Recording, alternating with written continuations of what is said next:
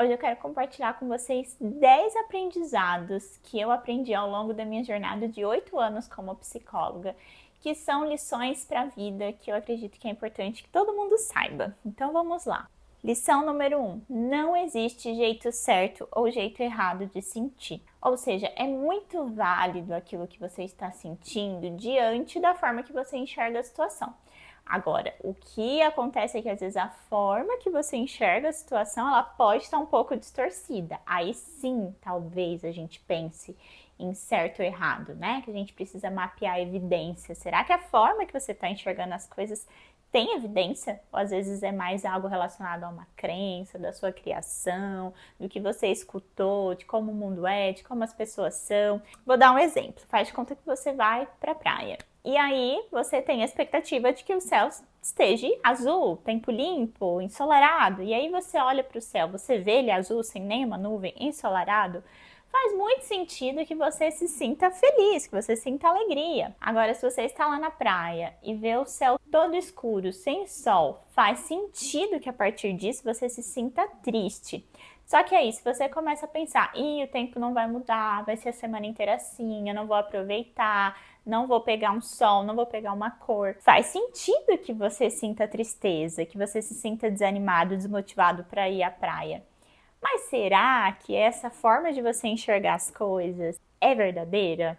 Né? Será que não pode estar distorcido? Porque que evidência você tem que a semana inteira vai ser assim, mesmo que você tenha visto na previsão? Eu particularmente já fui para a praia várias vezes que estava uma previsão ruim e o tempo mudou. Mas faz sentido o que você está sentindo diante desses seus pensamentos, diante dessa sua perspectiva de enxergar ali como que vai ser a previsão do tempo para o resto da semana. Então não tem jeito certo ou errado de sentir.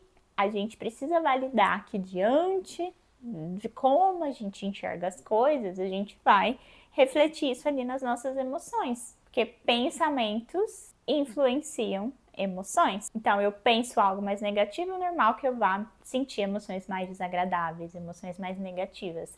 Eu tenho pensamentos mais positivos, faz sentido que eu tenha emoções mais agradáveis, mais positivas.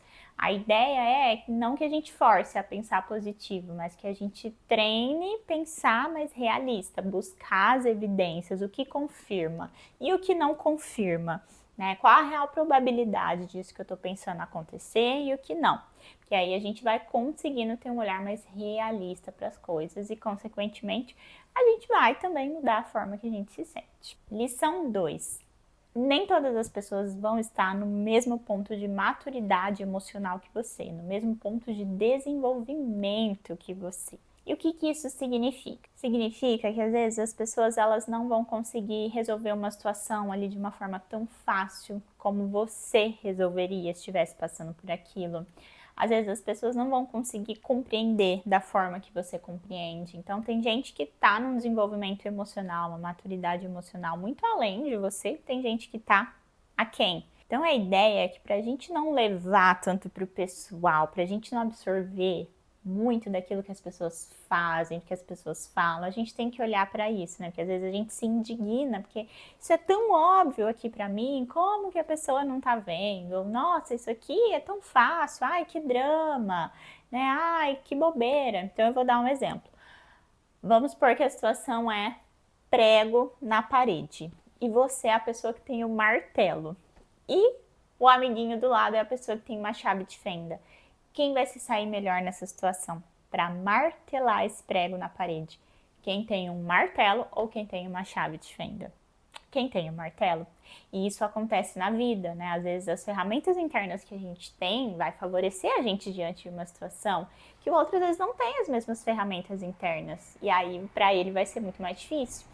E se a situação for tirar esse prego da parede? Quem que vai se sair melhor? Quem tem a chave de fenda ou quem tem o martelo? Quem tem a chave de fenda. Então, o jeito pelo que a gente passa pelas situações, como a gente lida com as situações, diz muito sobre as nossas ferramentas internas. E o que está muito ligado à nossa criação, ou seja, ambiente familiar, as escolas que a gente estudou, que a gente leu, que a gente aprendeu, as pessoas que a gente conviveu, os lugares que a gente trabalhou. Tudo isso vai formando a forma que a gente enxerga a vida. E a forma que a gente enxerga a vida são essas ferramentas internas para lidar com determinadas situações. Então, Então lembre-se disso, não leve tudo tanto pro pessoal. Quando você se frustrar com alguém, se magoar, tente entender que nem todo mundo tá no mesmo ponto que você.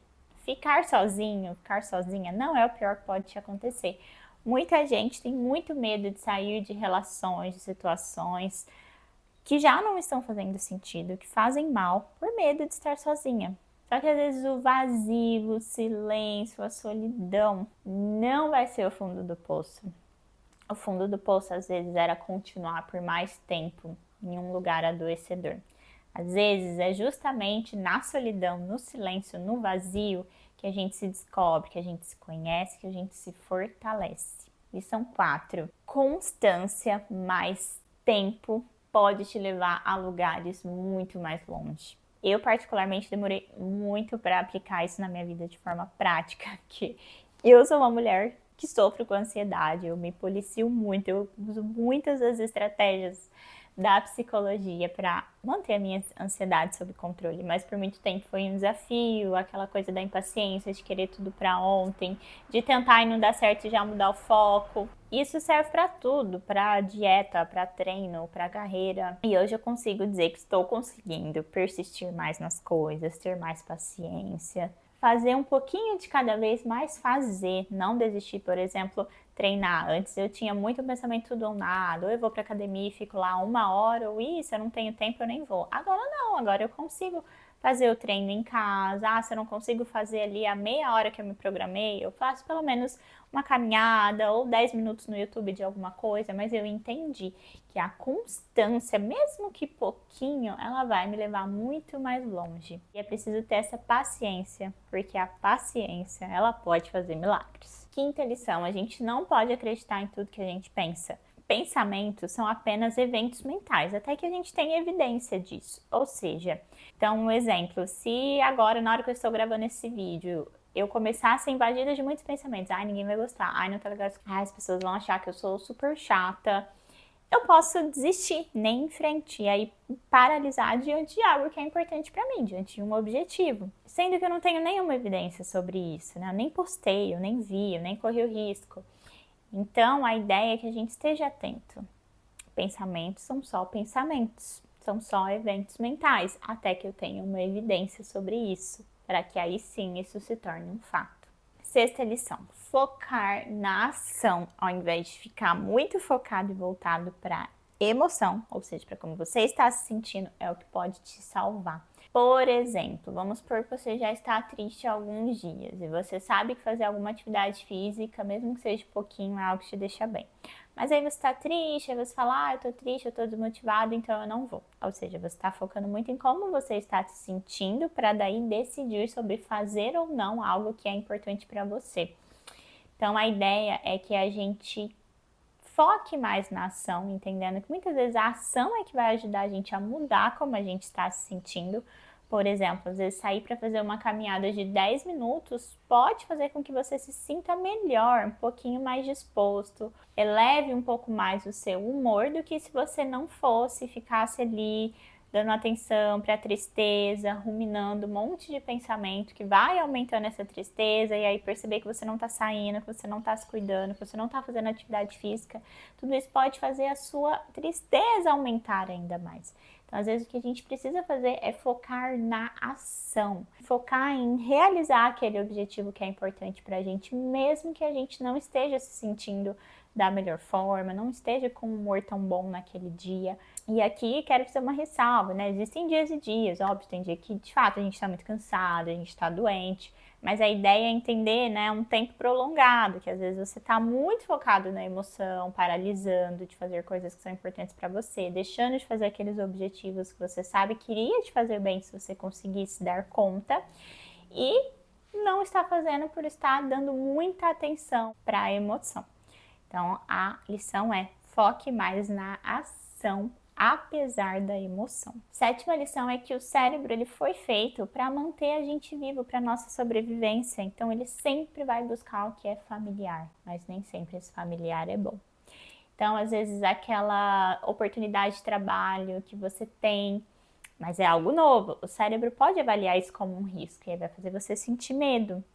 Então, ficar no lugar que já é conhecido, aqui eu já sei quanto eu ganho, por mais que eu não goste do meu chefe, das pessoas aqui, pelo menos já é familiar, eu já sei como lidar, é melhor eu não ir, que eu não sei como vai ser, não sei as pessoas que eu vou encontrar lá.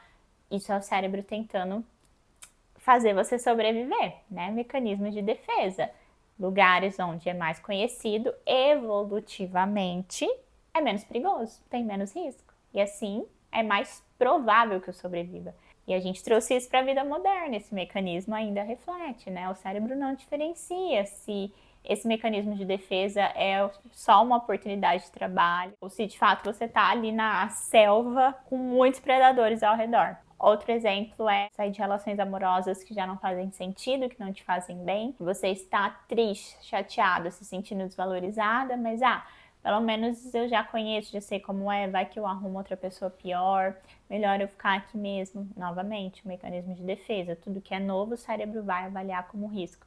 Então lembre disso, não tem como a gente viver coisas novas, a gente viver coisas boas ou melhores do que estamos agora sem sentir medo. O medo, ele vai fazer parte de você conquistar coisas melhores, entende? A oitava lição é que todo mundo tem dúvidas. Eu escutei crianças ao longo dessa minha jornada como psicóloga, escutei adolescentes, escutei jovens, escutei adultos, escutei pessoas idosas. E todo mundo tem dúvidas sobre alguma coisa. Eu penso que a dúvida só acaba, né, quando a gente morre. Ninguém tem certeza de fato do que está fazendo, se aquele caminho que escolheu é certeza absoluta, garantido que vai me trazer felicidade para o resto da vida, que vai ser o mais bem sucedido. Não tem como a gente se dar essas certezas. Então, sim, todo mundo tem em alguma área da vida, em algum nível, em algum grau, alguma dúvida, alguma incerteza, algum medo, algum questionamento. Então, a mensagem que fica já indo para a nona lição é: você não precisa ter todas as respostas para continuar, para seguir. Às vezes a gente paralisa diante de algumas situações porque não consegue visualizar uma resposta, ter uma certeza. E a gente fica nessa busca por certeza, uma tentativa de controle. E às vezes tudo que a gente precisa é só tentar, é se expor, porque tem coisas que a gente só vai descobrir tentando, que a gente só vai descobrir no caminho. Então você não precisa ter certeza absoluta para continuar, só vai.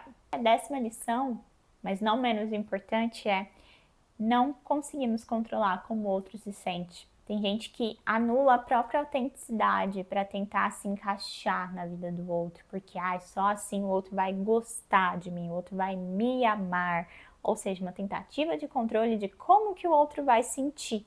E impossível. A gente pode ser a melhor pessoa do mundo, a mais legal, a melhor esposa, a melhor filha, a melhor mãe, melhor marido, melhor amigo, o mais inteligente da sala. Não é garantia de que o outro vai amar, de que o outro vai escolher a gente, porque o outro tem a visão de mundo dele sobre as coisas, que às vezes é diferente da nossa. O outro tem os motivos dele para gostar do que gosta, para escolher o que escolhe.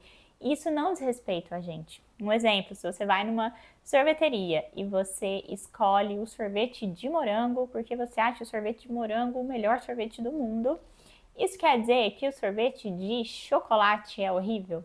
Não, mas quer dizer que você gosta mais do sorvete de morango. Então a ideia é que a gente lembre disso. Eu posso sim ser uma boa pessoa, eu posso sim ser uma pessoa de valor, eu posso ser uma pessoa muito legal e ainda assim outras pessoas não vão gostar de mim. E eu não preciso mudar quem eu sou para essa pessoa gostar. Eu preciso voltar o meu olhar então para quem tem uma visão de mundo que eu entro nesse padrão aí de ser legal, de ser inteligente, de ser uma boa pessoa, na régua dessas pessoas, porque elas existem. Então muita gente cai nessa armadilha de querer ser tudo para aquela determinada pessoa e mudar, e se anular, e se espremer, ou se esticar demais para caber ali no mundo do outro, na preferência do outro, para ser escolhido por aquela pessoa, para ser amado. E isso é uma baita armadilha, porque a gente não consegue sustentar isso por muito tempo. Isso vai causar sofrimento, isso vai causar frustração. E no fim das contas, de qualquer forma, a gente não vai controlar ainda assim de ser escolhido, de ser amado por aquela pessoa. Em algum momento isso vai vir à tona e o outro vai deixar de escolher a gente. Então lembre-se disso, você não pode controlar como o outro se sente, seja você, sustente a sua autenticidade. que você vai atrair as abelhinhas certas para o seu jardim. As abelhinhas que gostam aí do seu pólen, ou seja, as abelhinhas que gostam do que você tem para oferecer. E se esse vídeo fez sentido, me conta aqui nos comentários, eu vou adorar saber. Já se inscreve no canal que toda semana eu trago novos vídeos aqui, sempre baseado na psicologia, com o intuito de te ajudar a desenvolver mais autoconhecimento. Um abraço e até o próximo vídeo. Tchau!